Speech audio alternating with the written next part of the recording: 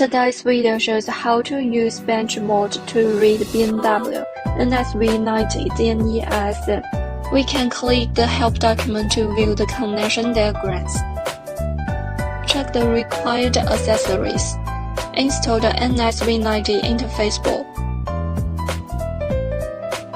Show the CAN resistor on the OBP-ICP adapter to the CAN 2R drain side. Connect the MSV90 DME. Connect the ACDP host. Open the Mini ACDP app. Click BMW. Click DME ISN.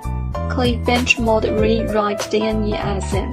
Click Siemens Potential DME. Click F Chassis. Select the option based on the engine computer model.